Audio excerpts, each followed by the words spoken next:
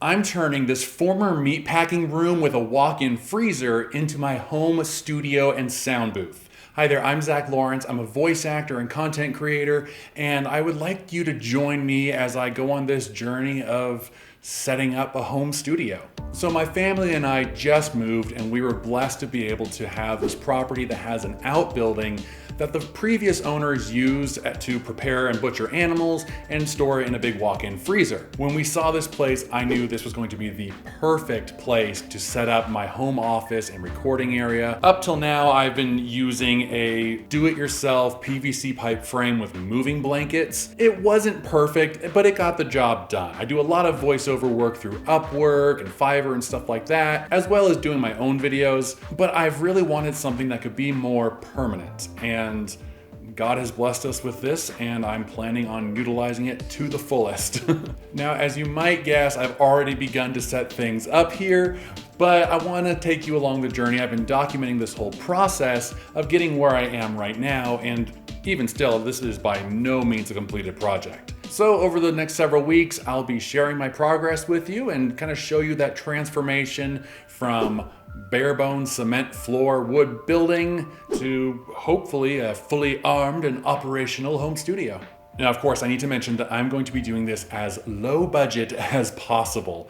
I am by no means an established voice actor. I'm just getting started, so the money is super tight. So I really want to accomplish something that can produce, high quality professional results, but on as low of a budget as possible. And I know I'm not the only one who really has to stretch their dollar as much as possible, especially if you're trying to get into a creative industry like voice acting. So I'm hoping that by sharing my journey, you can be inspired to make the most of the resources that you have and be able to work your way up to whatever success is going to look like for you.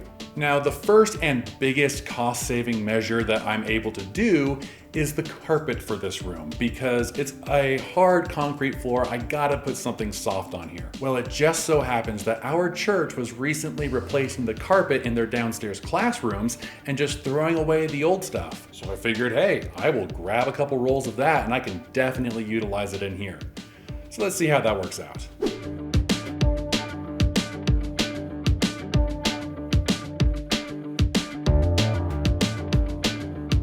Can't really see it, but the lights are fluorescent fixtures, but they're the kind that are just plugged into an outlet. Those should be easy enough to replace with something quieter.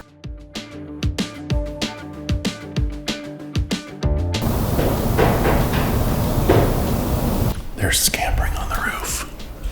What is this? It's a bird.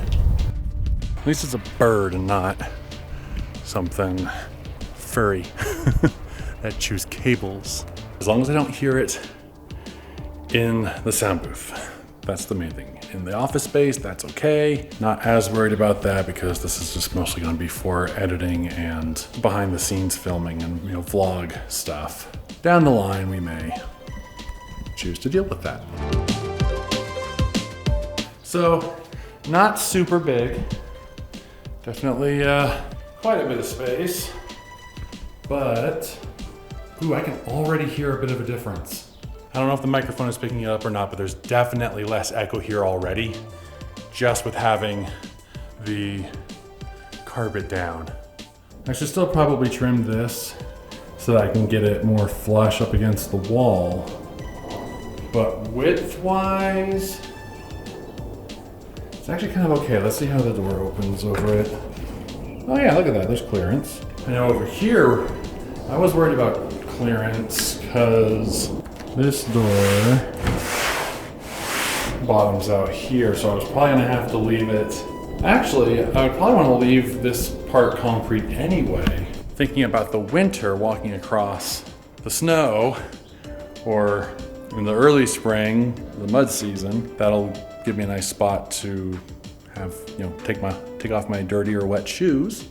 Step one of seeing how much carpet I even have here is actually pretty good. And I do have that second roll as well. I was planning on having it being, the floor for the booth, but I did notice it seemed like it was folded in half and rolled up. So if there's any left over, then that could be trimmed and possibly used to help fill in some of this space. Now, I did have the brilliant idea of turning the carpet around so that the flat edge of the carpet is up against the wall, and it looks so much better this way.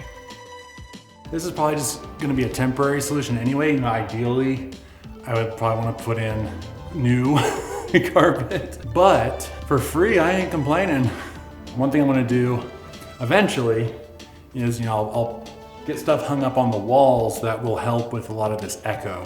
I seem to recall Anthony Rodriguez, who did the music for my What Are Christians docuseries. He had done a video showing his basement studio and how he used, rugs and carpets and blanket, quilts and stuff to kind of treat his workspace. So I'm definitely gonna give that another look, try to get some ideas. I'll put an iCard up if you wanna check that out too. Very talented musician, by the way, I should mention. He was very, very grateful for his contribution to that project. I think I'll start getting my computer set up so that I can get all that going.